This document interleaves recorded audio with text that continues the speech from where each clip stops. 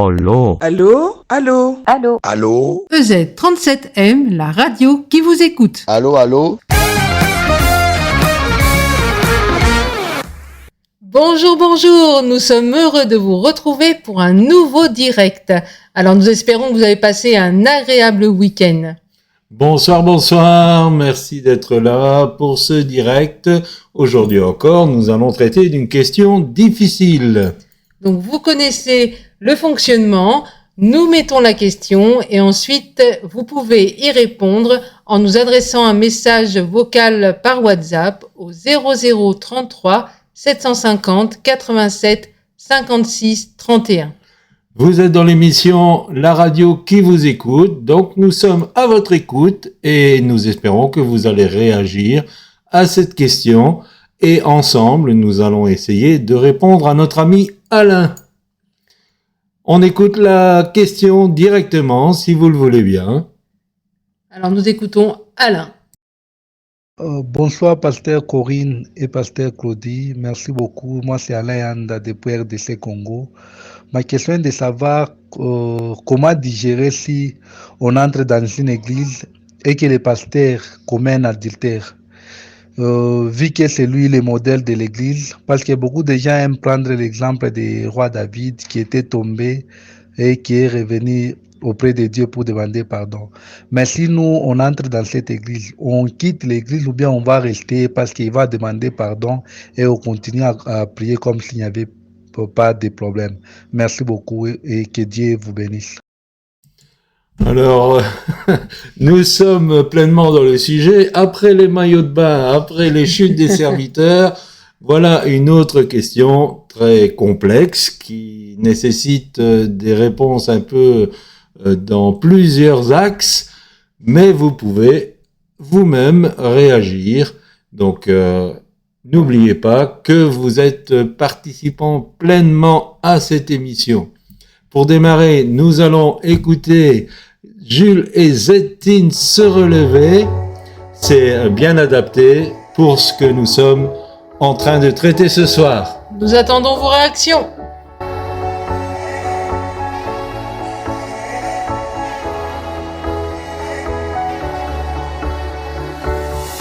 Tant de fois je suis tombé sans savoir me relever.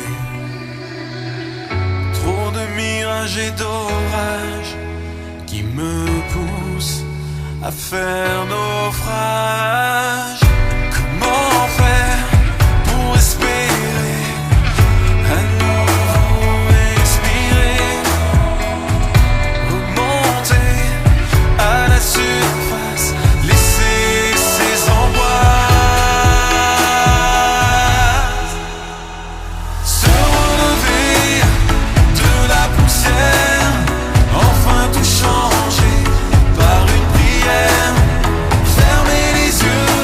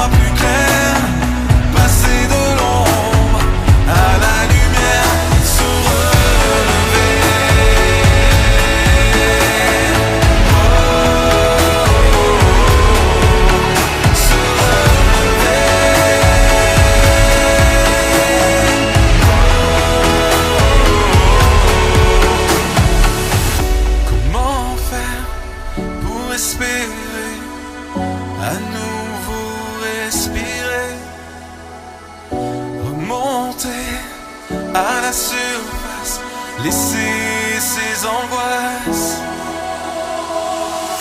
Comment faire pour espérer à nouveau respirer, remonter à la surface, laisser ses angoisses.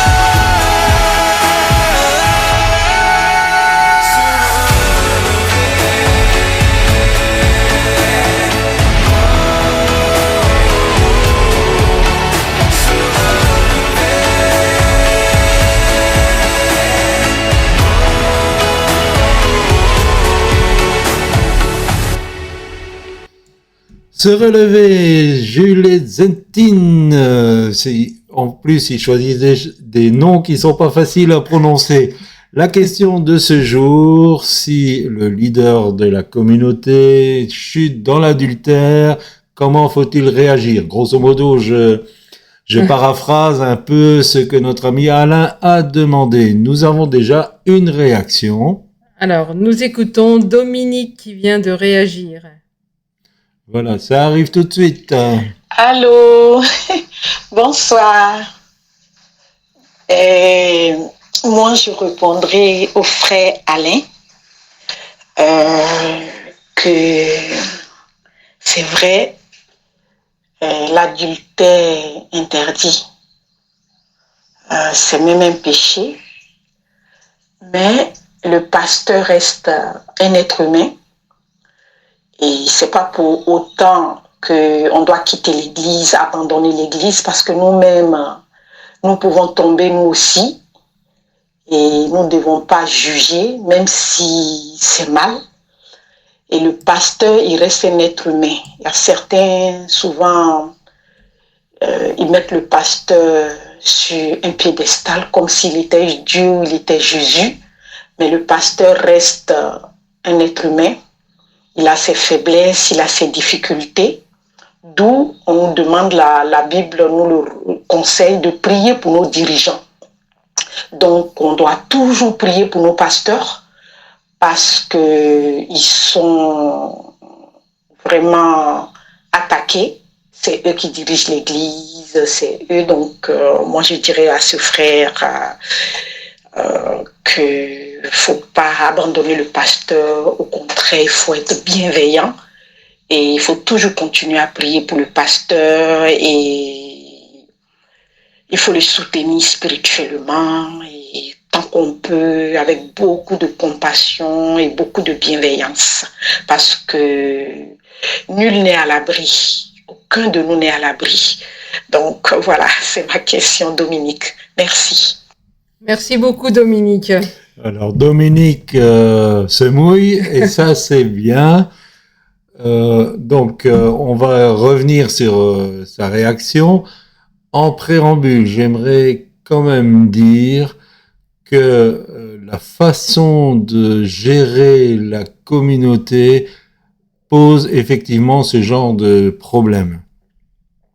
Nous avons un pasteur qui est leader de la communauté et comme il est leader de la communauté, s'il fait un faux pas, il n'a pas le temps de pouvoir être restauré et rétabli quand le faux pas est commis. S'il y a une repentance sincère, il faut quand même qu'il y ait un temps où le pasteur peut être déchargé de ses fonctions pour guérir. Mise au vert, quoi. Voilà. Donc, je pense, le problème de base, c'est effectivement que les responsables de communauté sont isolés. Et comme Dominique nous l'a dit, ils sont des êtres humains avec toutes les limitations des êtres humains. Ils sont susceptibles de tomber. Le problème, c'est que quand il y a une chute, ils n'ont pas le temps parce que la structure n'est pas adaptée pour pouvoir se relever, être guéri et être rétabli. Voilà. Alors, il y aurait beaucoup de choses à dire à ce sujet, mais notamment que, en fait, le modèle biblique n'est pas un pasteur tout-puissant à la tête d'une assemblée, c'est-à-dire que si le pasteur s'écroule, tout s'écroule, quoi. Mais c'est les ministères ensemble. Voilà. Nous prônons cela dans le fait que la communauté devrait avoir un leadership collégial de plusieurs anciens ministères qui travaillent ensemble, et quand l'un est défaillant, les autres peuvent l'aider et le relever.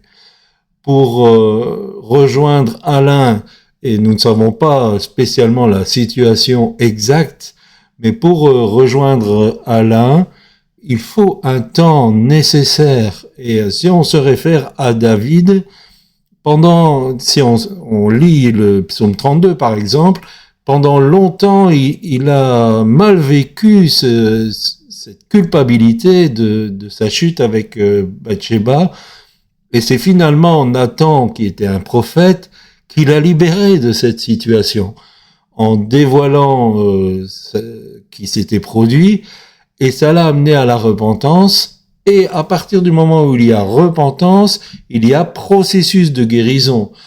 Mais David était roi, c'était un peu difficile qu'il soit déchu de sa royauté pour céder cette royauté à quelqu'un d'autre pendant ce temps. Mais aujourd'hui, nous sommes dans l'ère de la grâce, l'ère de l'Église, et nous ne sommes pas des rois. Tout à fait. Ça devrait être possible qu'un serviteur de Dieu qui a un problème, et ça peut arriver, on n'est pas là en train de jeter la pierre, ça peut arriver, mais qu'un serviteur de Dieu qui a une difficulté puisse avoir le temps de ce processus de repentance et de ce processus de restauration. Voilà notre première intervention. Vous pouvez à votre tour intervenir au 0033 750 87 56 31. Et nous allons écouter Tu relèves ma tête. Nous sommes avec Sébastien Demeret. Dieu est toujours capable de relever la tête de quelqu'un qui a chuté. Amen. Amen. Tu es d'accord avec ça, je pense. Tout à fait.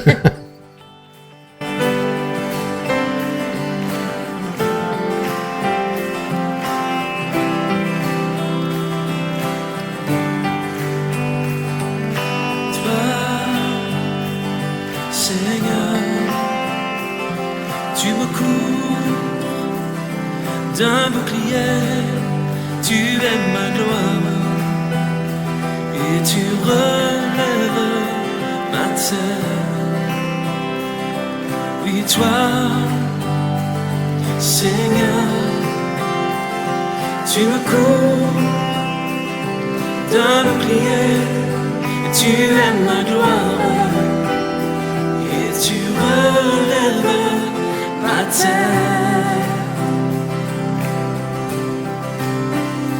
Je chante Alléluia, Alléluia, Alléluia. C'est toi qui relèves ma tête. Toi,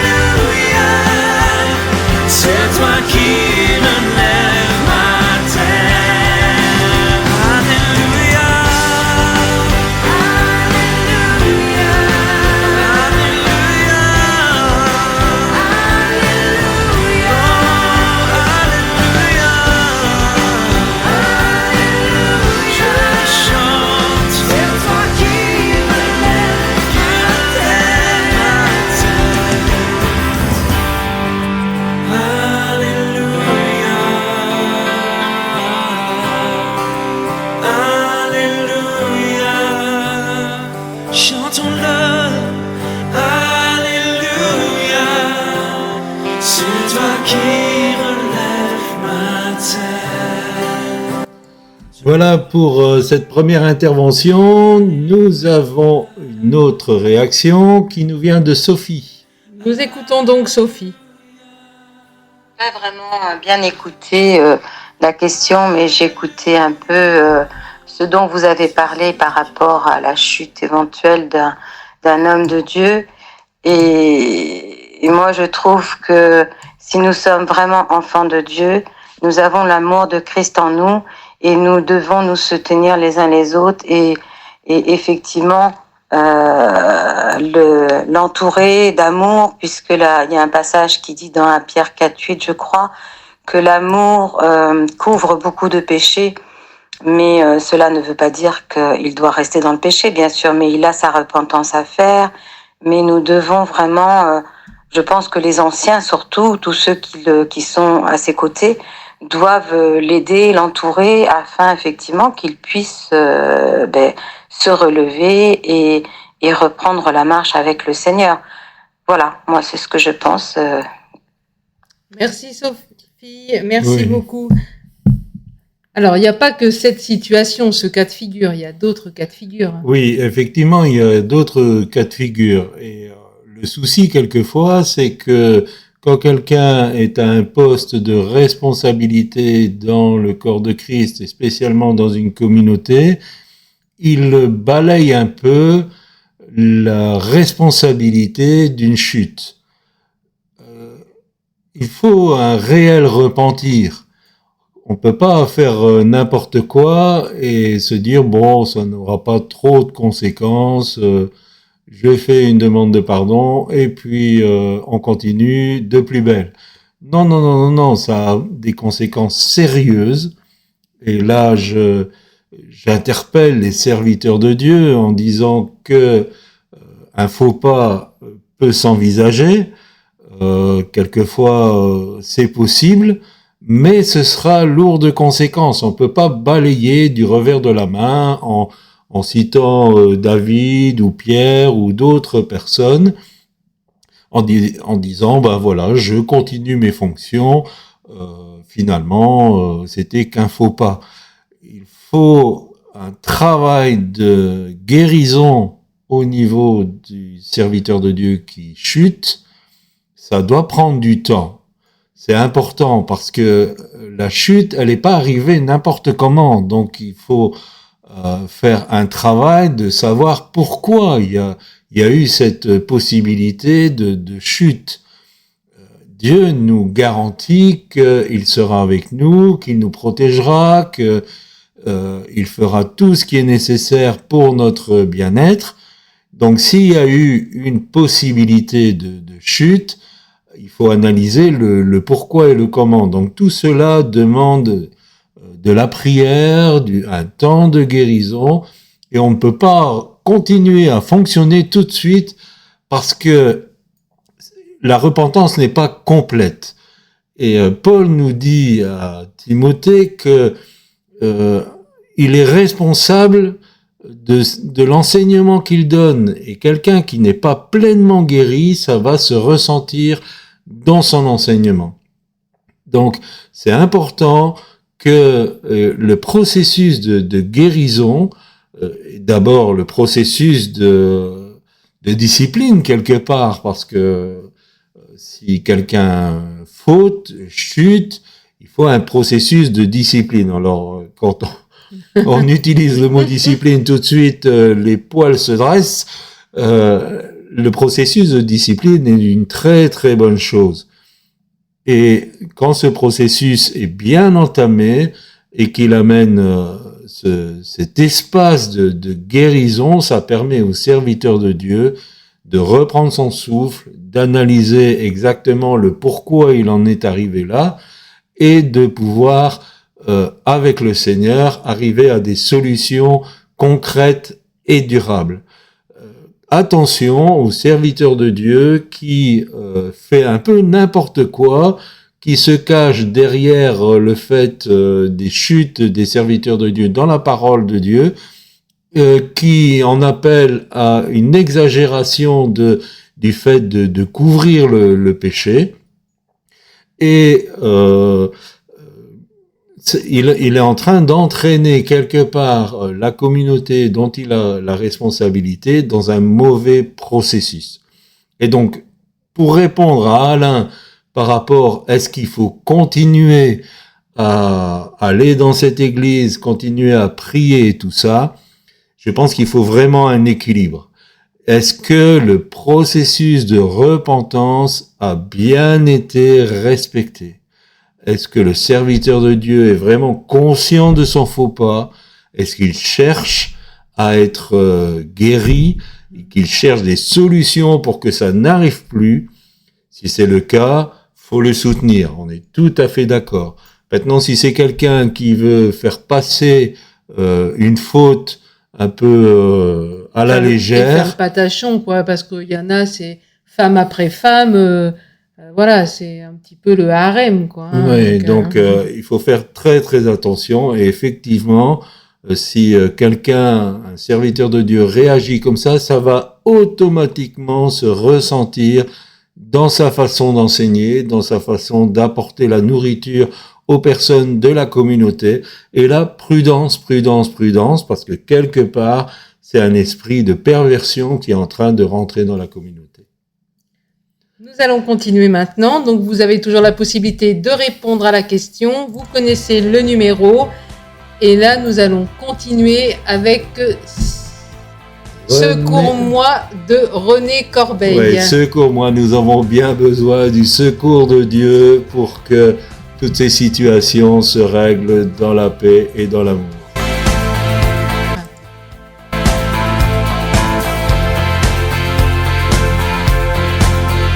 Quand je pense à tout ce que j'ai laissé, tes richesses et ta sainteté, ta présence sainte, ô mon Seigneur,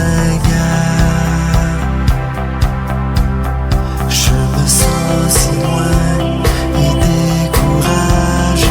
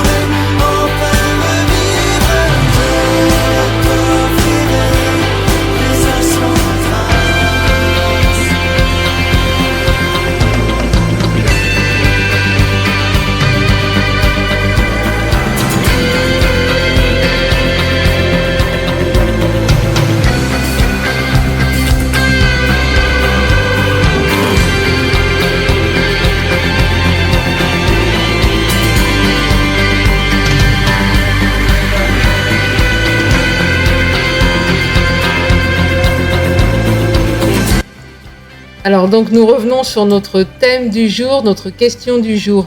Alors c'était intéressant d'écouter Dominique et Sophie puisque voilà, Dominique a relevé qu'en fait c'était important de prier pour tous ces serviteurs qui sont en charge de communauté, en charge d'un ministère, et c'est vraiment important. Et de ce côté-là, il y a quand même quelque chose, un manque au niveau de l'intercession pour les ministères en place. Après, eh bien, Dominique l'a dit, Sophie l'a dit, ce ne sont que des hommes. Et le souci, souvent, c'est que ce sont des hommes et que ce sont des gens souvent isolés, les ministères.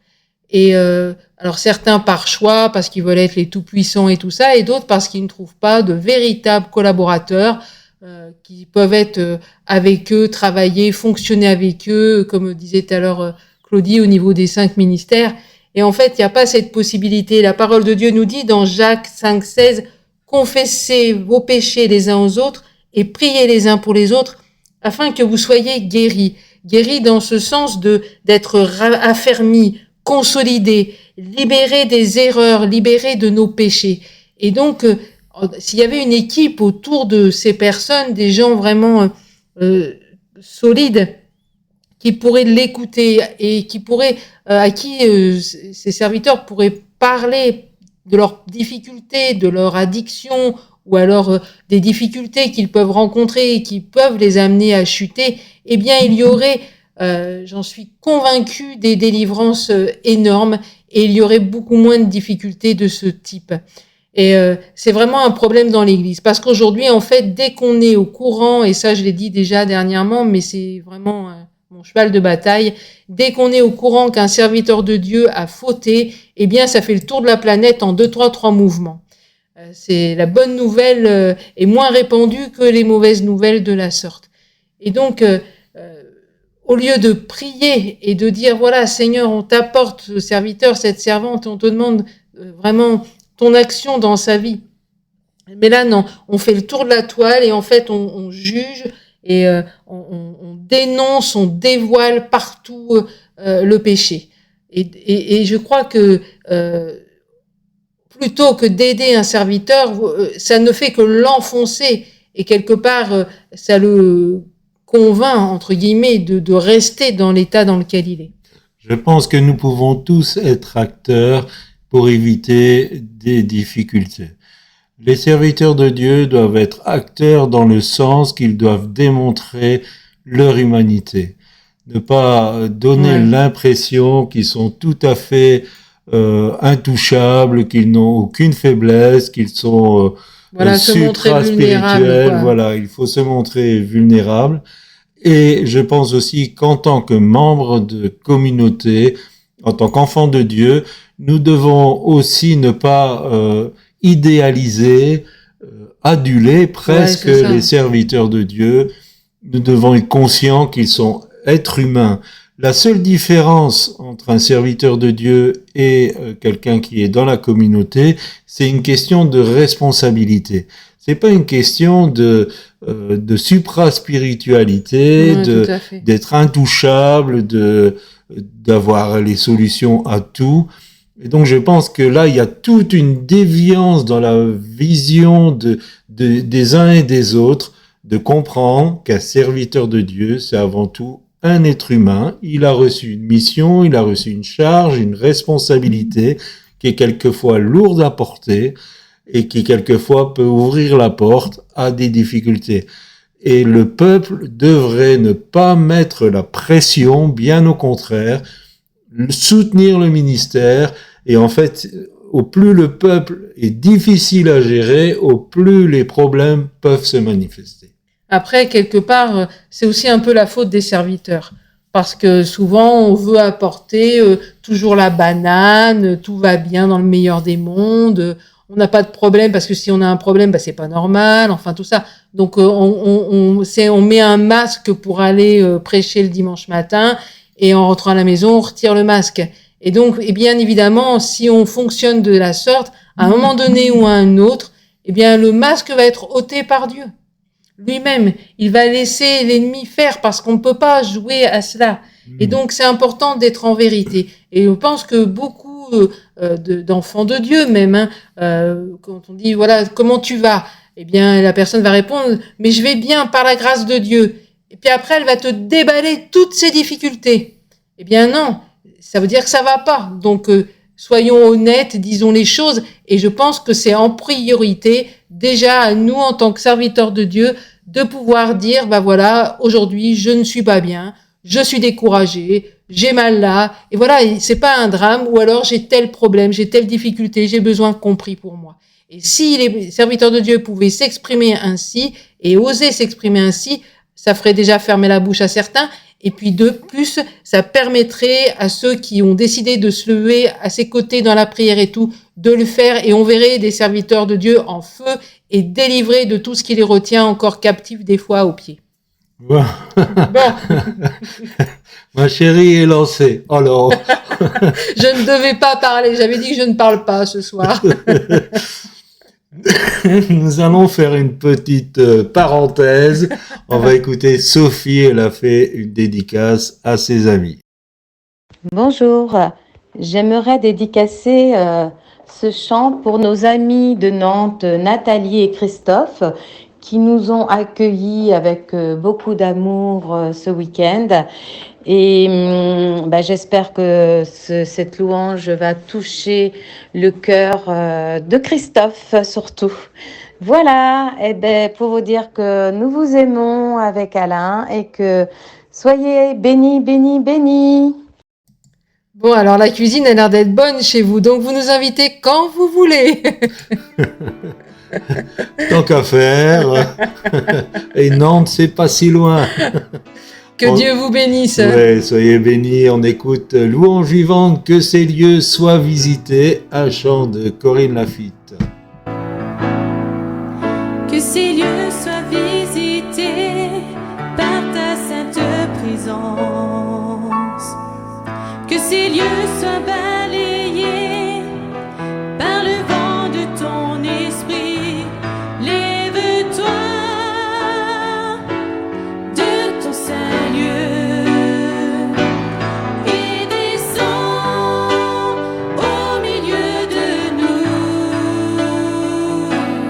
Pose sur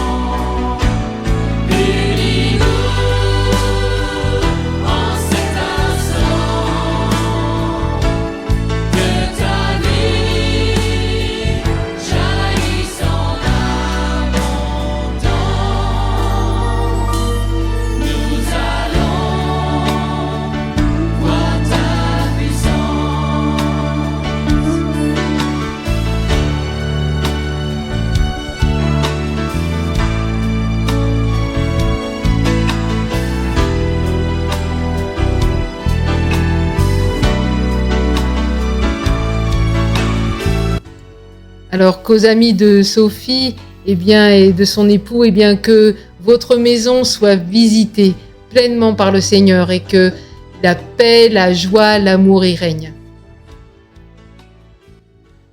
Nous continuons sur notre sujet. Je demanderai à Alain s'il est à l'écoute déjà de donner aussi un peu son avis si on a répondu à sa question. En fait, il y avait aussi dans sa question le fait de quitter une communauté. Je pense que ça doit être une décision très réfléchie. Parce que c'est pas parce qu'il y a des choses qui vont pas bien que Dieu ne veut pas que nous soyons là et que nous soyons même un agent pour que les choses aillent mieux. Quitter une communauté parce qu'il y a un problème, c'est rencontrer le problème dans toutes les communautés. Ouais. Il y a cette petite histoire d'une sœur qui disait je voudrais trouver la communauté parfaite. Et le pasteur a dit dès que vous allez rentrer dans cette communauté, elle sera plus parfaite. Parce que nous sommes des êtres humains, la communauté c'est un ensemble d'êtres humains avec leurs forces mais aussi leurs faiblesses. Et la communauté devrait être un endroit où les forces deviennent plus fortes et les faiblesses diminuent. Mais pour cela, c'est une vie communautaire et donc quitter une communauté doit se faire par une conviction du Saint-Esprit. Ça, c'est très important parce qu'on peut très vite devenir des voyageurs et butiner un peu partout, finalement prendre ce qui nous intéresse et laisser de côté tout cet aspect de la vie communautaire qui est quand même très très important, en tout cas aux yeux de Dieu. La communauté a de l'importance pour Dieu. Maintenant, l'inverse est aussi vrai. On ne doit pas rester accroché à une communauté pour toutes sortes de raisons, alors que Dieu veut nous mener plus loin. Et nous aimons cette histoire d'Élie qui était au torrent de Kérit. Il avait de l'eau, c'était un temps de famine, il avait de l'eau, les corbeaux venaient le nourrir 3 fois ou 2 fois par jour, en tout cas il était bien nourri. Mais à un moment donné, le torrent s'est asséché oui. Et Dieu l'a envoyé à Sarepta où une veuve a pris soin de son prophète. Nous avons quelquefois besoin de quitter Kérit pour aller à Sarepta parce que c'est le temps de Dieu pour entrer dans un environnement, dans une communauté qui va nous aider à grandir. Quelquefois, la communauté où nous étions ne peut plus nous donner l'espace pour que nous puissions évoluer. Et l'important pour Dieu, c'est de continuer à grandir, de continuer à progresser, à aller de l'avant, à être plus efficace. Et quelquefois, la communauté où on se trouve n'a pas ces possibilités. Ça ne veut pas dire que c'est une mauvaise communauté, mais elle n'a pas les possibilités pour nous permettre de grandir. Donc, notre conseil à Alain, ce serait, s'il y a une poussée du Saint-Esprit pour changer d'air, on va dire, on va parler comme ça, alors il faut rester à l'écoute du Saint-Esprit. Mais quitter une communauté, c'est pas une décision qui doit se faire sur un coup de tête, une décision arbitraire. Quitter le navire parce qu'il commence à avoir des difficultés. Quelquefois, Dieu peut nous utiliser pour que ces difficultés soient vraiment aplanies. Voilà, c'est ça. Tout à fait. Tu es d'accord avec moi? Tout à fait. Ah, super. Voilà. Nous allons continuer avec Nicolas Ternicien. Je fléchis le genou et quelquefois, c'est ce qui nous manque. Nous avons difficile à fléchir le genou.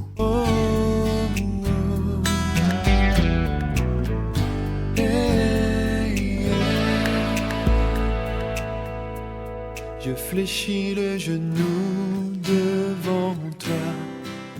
Je veux que tu règnes sur moi. Je te donne ma vie et mes Jésus soit mon maître et mon roi. Je ne veux pas cacher mon péché. Je ne veux pas tromper ta bonté. Je n'ai qu'un seul désir, qu'un seul souhait, celui de te servir et t'adorer. Et j'abandonne entre tes mains ma personne. Je ne suis rien et je soumets ma volonté à ta divine royauté.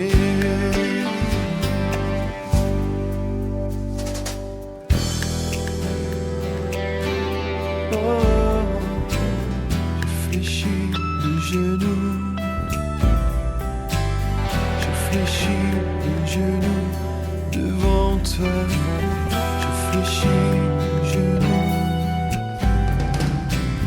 je fléchis de genoux, je fléchis de genoux devant toi. Je fléchis de genoux, je m'humilie devant ta face. Je fléchis de genoux devant mon roi.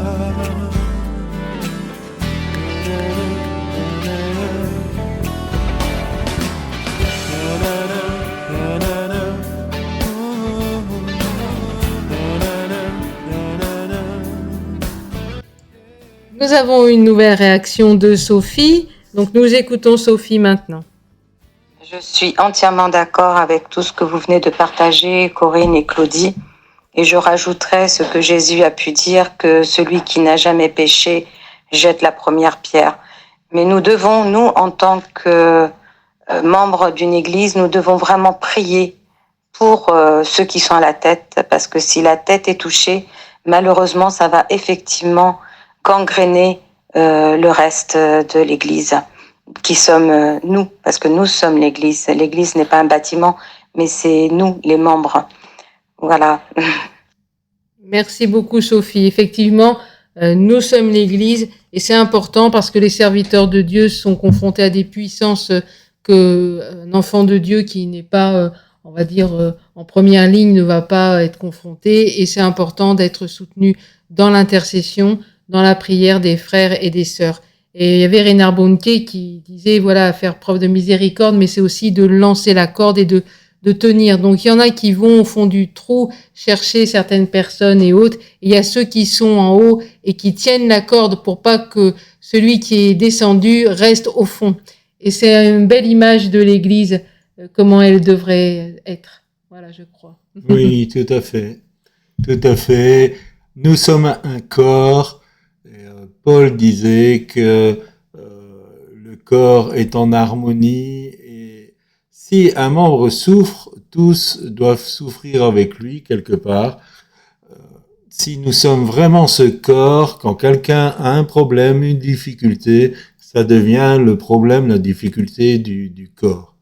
Et là aussi, ça nécessite de la complémentarité, de l'interdépendance, de la solidarité, et nous aspirons vraiment à cette démonstration de l'Église, où l'Église est un corps qui sait résister ensemble quand un membre est affaibli pour une situation ou pour une autre. Nous écoutons alors maintenant Alain qui nous dit un petit peu ce qu'il pense de tout ça. Bonsoir, pasteur Corinne et pasteur Claudie. Que Dieu vous bénisse vraiment. Vous avez répondu vraiment à ma question et à ma préoccupation. Je suis vraiment ravi de toutes les réponses données. Je suis vraiment content de ces réponses. Merci beaucoup. Que mon Dieu continue encore à vous donner la force de nous enseigner pour que nous devenions aussi meilleurs. Merci beaucoup. Voilà, ben, Merci, si on a Alain. pu aider Alain, on est Ensemble, on a pu l'aider. satisfait. Effectivement, les interventions des uns et des autres l'ont certainement aidé et il se sent moins seul devant cette situation. Nous avons encore une réaction. Oui, alors nous écoutons à nouveau Dominique. Allô, j'aimerais dédicacer la prochaine chanson aux filles de Elle, les guerriers de Elle, à Sabrina, à Heidi, à Fanny, à Leila, à Christiane, à Armel, à Sophie, à Sylvie, à Corinne, pasteur Corinne elle-même, et à toutes celles, pardon, que j'ai oubliées. Vraiment que le Seigneur vous fortifie, vous renouvelle les filles et nous soyons en feu tout le temps pour le Seigneur, par sa grâce, et que nous demeurons dans sa parole vivante. Soyez bénis. Merci à pasteur Claudie et à Corinne pour votre travail. Soyez bénis. Au revoir. Merci Dominique. Alors, sois béni également. Tu peux te dédicacer également le prochain chant puisque tu fais partie de Elle, le groupe de femmes. Et donc, nous sommes heureux aussi de ta participation. Alors, c'est toujours un peu dangereux, hein, Dominique, de se lancer dans une énumération de prénoms. Non, ouais. Parce que souvent, ben, il y en a qui vont se sentir frustrés. Donc, pour toutes les femmes qui participent Ah, il dit ça parce que Elle, c'est un homme. pour toutes les femmes qui participent à Elle, voilà, que cette dédicace vous fasse chaud au cœur. Je suis convaincu que Dominique englobait toutes celles qui participent. Voilà, et qu'on soit tout en feu pour le Seigneur, et puis les hommes aussi, hein. Alors, tout en feu, et effectivement, le chant qui vient, c'est un chant qui parle de 2 Chroniques 7,14. Si mon peuple, sur qui est invoqué mon nom, s'humilie, prie et me cherche, je guérirai son pays. Jurassic Amen. Praise Band. Amen. Guéris-nous, Seigneur. Peuple sur qui est invoqué mon nom.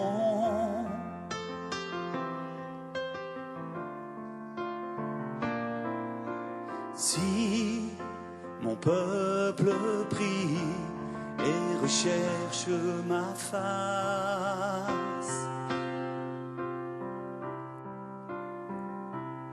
si mon peuple s'humilie, s'il se détourne de ses mauvaises voies, s'il revient à moi pour implorer ma grâce,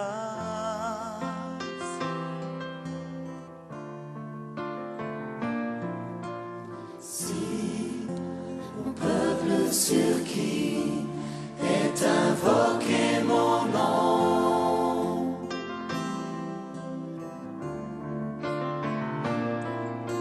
si mon peuple prie et recherche ma face,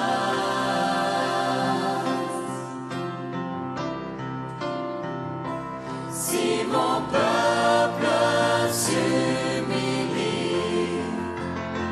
s'il se détourne de ses mauvaises voies, s'il revient à moi pour implorer ma grâce, je l'exaucerai, je pardonnerai et je guérirai son pays. Si mon peuple s'humilie, je l'exaucerai, je pardonnerai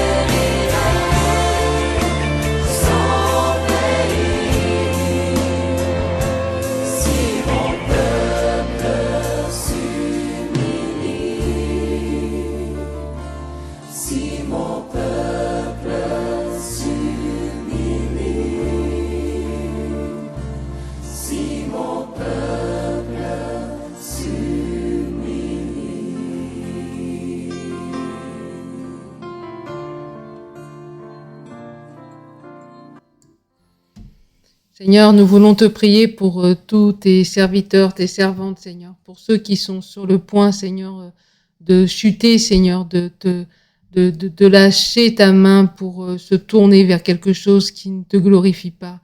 Je te prie pour chacun d'entre eux, Seigneur, et que celui qui a chuté, qui a déjà chuté, Seigneur, puisse retourner les regards vers toi, te regarder, Seigneur, s'approcher de toi, parce que tu es celui qui veut restaurer, tu es celui qui veut transformer sa vie, Seigneur.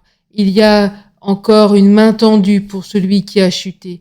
Et nous voulons, Seigneur, vraiment te prier pour cette personne. Maintenant, que tu te glorifies dans sa vie, qu'il y ait un changement de situation, un retour de situation, un retour vers toi, et que cette personne soit maintenant pleinement restaurée au nom de Jésus-Christ, à cause du sang versé de Jésus-Christ.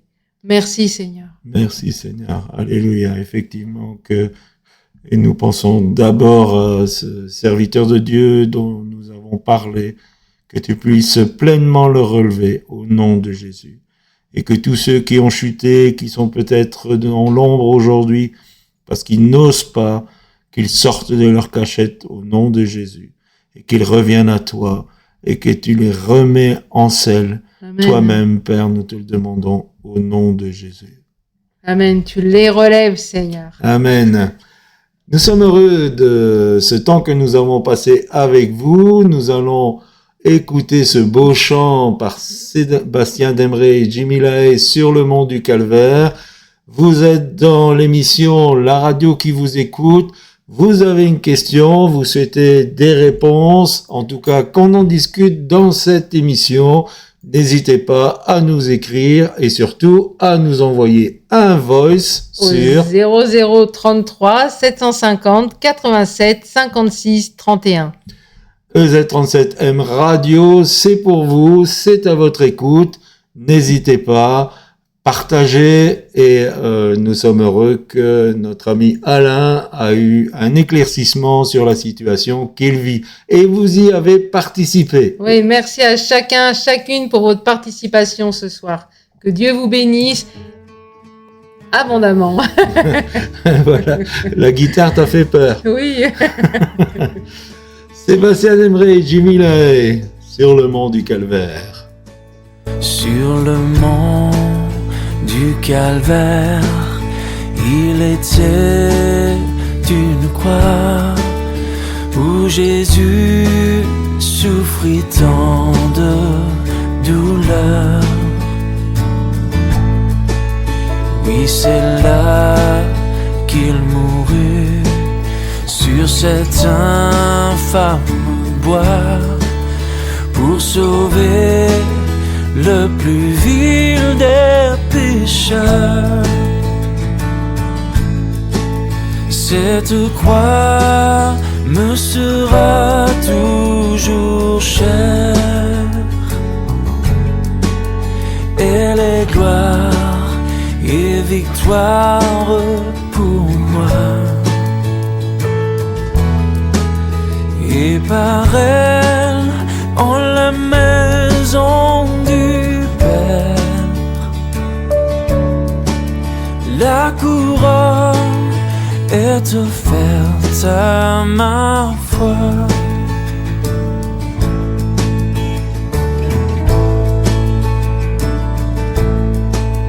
M'appuyant avec foi sur la croix de Jésus, sa bannière, je veux la porter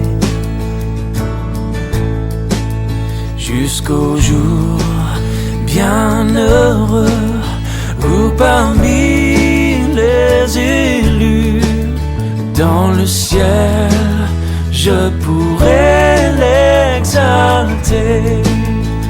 Oh, oh.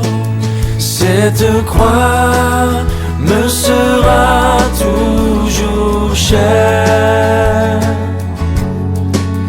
elle est gloire et victoire pour moi. Oui, cette croix nous sera toujours chère. Elle est gloire et victoire pour chacun d'entre nous. Tout est possible. Dieu peut vous relever, qui que vous soyez, et il peut vous restaurer. En tout cas, c'est le message d'Ézéchiel 37 ministère. Dieu est capable de restaurer, de vous remettre debout, et il n'a pas encore dit son dernier mot sur votre vie. Quoi que disent les autres. Nous nous retrouvons demain pour un autre direct. N'hésitez pas à participer. Cette émission, elle n'a de sens que si vous êtes là et que vous participiez. Nous vous disons à demain et on attend vos questions avec impatience. Oui, tout à fait. Passez une excellente soirée, soyez abondamment bénis. Juste après ce moment, vous aurez un temps de louange et à 21h30, vous pourrez retrouver notre ami... j'ai mangé son prénom. Philippe Osnet pour son émission Apprendre à mieux communiquer. Nous avons déjà dépassé l'heure. Désolé, on se retrouve demain à 19h. À bientôt les amis. Bye bye. Allô? Allô? Allô? Allô? Allô? EZ37M, la radio qui vous écoute. Allô?